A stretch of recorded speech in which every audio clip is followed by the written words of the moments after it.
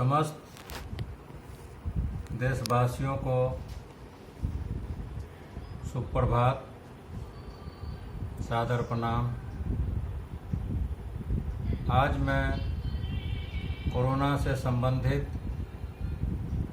जानकारी साझा करना चाह रहा हूं और इससे कैसे हम लोग निजात पाएंगे इसके बारे में चर्चा करेंगे। कोरोना एक वैश्विक महामारी के रूप में फैल चुकी है और पिछले साल की तुलना में इस साल ये बीमारी ज़्यादा घातक रूप ले रही है। सारे लोग परेशान हैं, यहाँ तक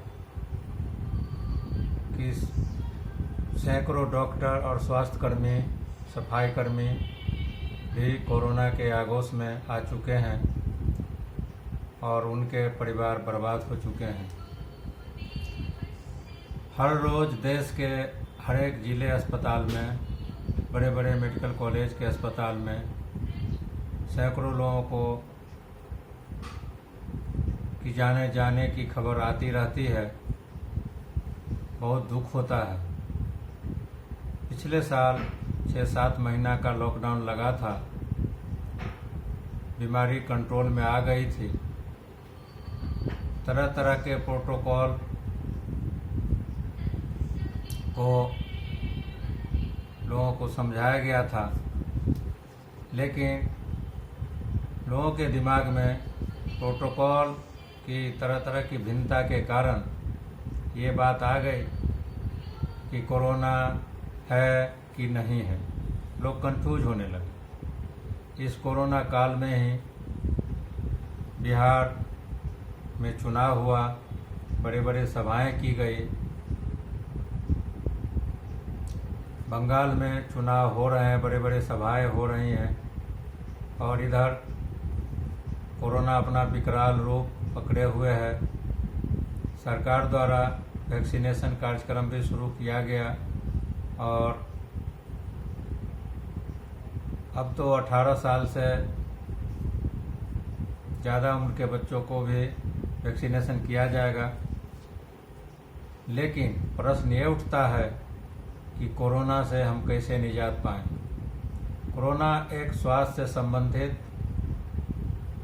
बीमारी है जो अब धीरे धीरे अलग अलग रूप में मरीज को कष्ट में डाल रही है। इसके अलग अलग लक्षण देखने को मिल रहे हैं, जैसे कि कोरोना में पहले गले में तकलीफ होती थी, खांसी बुखार आता था।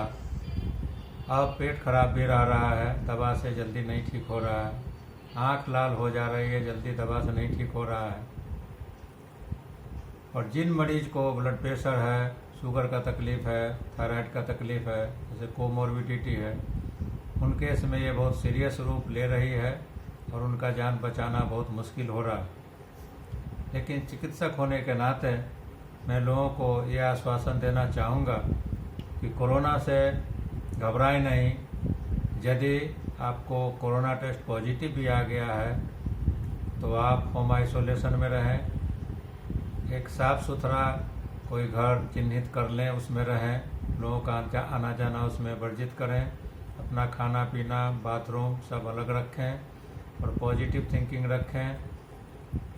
सांस लेने में ज़्यादा दिक्कत हो तो नज़दीकी डॉक्टर से फ़ोन पे सलाह लें। जैसे हम लोग ने भी अपना फ़ोन नंबर सोशल मीडिया पे डाल रखा है और मैं समझता हूँ दिन भर में 10-20 मरीज का फ़ोन आते रहता है और यथासंभव उनको सलाह देता हूँ, मोटिवेट करता हूँ और वो लोग ठीक भी हो रहे हैं।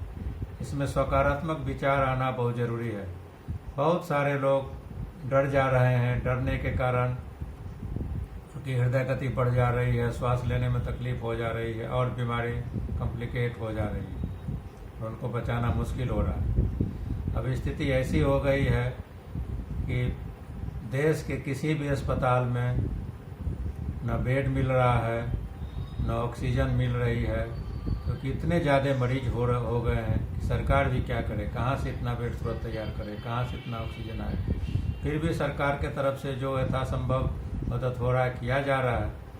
लेकिन मैं एक चिकित्सक होने के नाते सरकार से, खासकर हमारे आदरणीय प्रधानमंत्री जी से, आदरणीय मुख्यमंत्री नीतीश कुमार जी से और राज्य के सभी मुख्यमंत्री जी से आग्रह करना चाहूँगा कि जो भी मौतें हो रही है, पिछले साल के अनुपात में इस साल मरने वालों की संख्या बढ़ रही है, इसके मूल कारण में हमें जाना होगा। एक चिकित्सक होने के नाते मैंने इस पर मंथन किया है और पाया है कि चिकित्सक और स्वास्थ्यकर्मी के दिमाग में ये हो गया है कि जब हम लोग सुरक्षित नहीं हैं, हमारे लिए अस्पताल में बेड नहीं है, हमें ऑक्सीजन की दिक्कत हो रही है और हमें सरकार के तरफ से किसी भी तरह के ऐसे आश्वासन नहीं मिले हैं जिससे मेरा मनोबल बढ़ा रहे, तो मैं सरकार से आग्रह करूंगा कि आप सबसे पहले कोरोना से बढ़ते मौत के बारे में जानिए, उनका कारण ढूंढिए और उस कारण का निदान करिए। अस्पताल में आए दिन वीडियो वायरल हो रहे हैं कि मरीज उल्टा सांस ले रहे हैं, उन्हें कोई देखने वाला नहीं है, ना कोई स्वास्थ्यकर्मी देख रहा है, ना कोई डॉक्टर देख रहा है, सब डर डर के भाग रहे हैं। सबको अपने जान की चिंता है।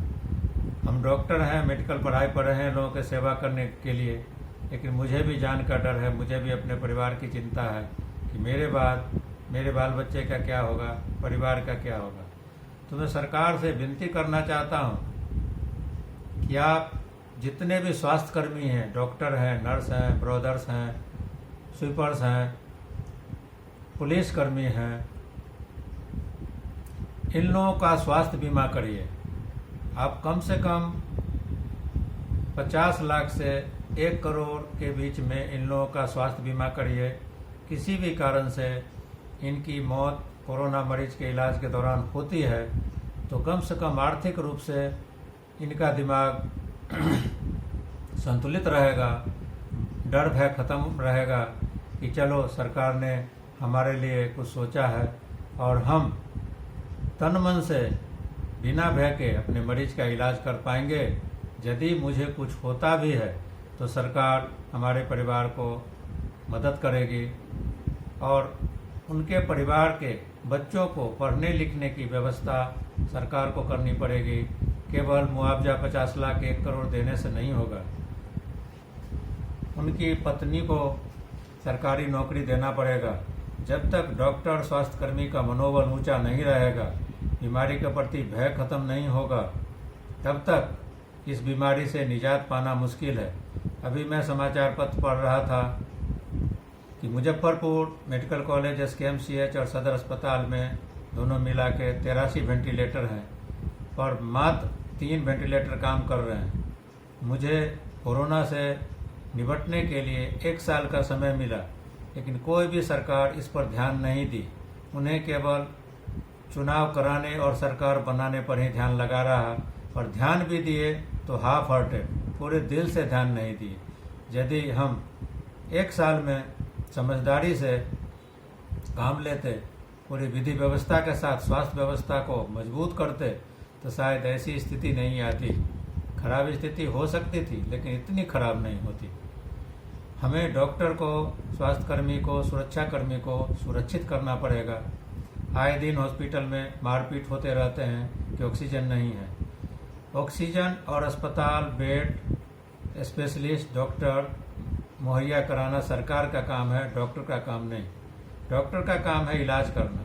यदि अस्पताल में बेड नहीं है, ऑक्सीजन नहीं है, मरीज सीरियस हालत में आते हैं, मरते हैं, तो उसके लिए सरकार को सुरक्षा की व्यवस्था मजबूत करनी पड़ेगी। लेकिन ये नहीं हो रहा है। डॉक्टर अंदर से भयभीत हो गए हैं और हाफ हार्टेड इलाज कर रहे हैं, जिससे मौतें ज़्यादा हो रही है और मरीज भी अंदर से डर गए हैं कि मुझे कोरोना हो गया तो हम मर ही जाएंगे। कल या परसों के अखबार में मैंने पढ़ा था, इंदौर के एक अपार्टमेंट में करीब 50 लोग कोरोना पॉजिटिव हुए, लेकिन सबों ने एक दूसरे को मोबाइल पे सलाह मशविरा देते रहे, एक दूसरे को मोटिवेट करते रहे, दवा के बारे में बताते रहे, प्राणायाम योग के बारे में बताते रहे, पॉजिटिव थिंकिंग रखे और सारे लोग स्वस्थ हो गए। तो मैं सरकार से यही कहना चाहूँगा कि हम अमेरिका, इंग्लैंड की चर्चा करते हैं, जापान की चर्चा करते हैं, चाइना से जहाँ से कोरोना वायरस आया वहाँ की चर्चा करते हैं, लेकिन हम अपने देश के, अपने राज्य के स्वास्थ्य व्यवस्था को मजबूत नहीं कर पा रहे हैं। यदि देश के किसी भी नेता को खांसी भी हो जाए तो डायरेक्ट उनका भर्ती एम्स में हो जाता है और सप्ताह तक उनका इलाज चलते रहता है वीआईपी तरीके से।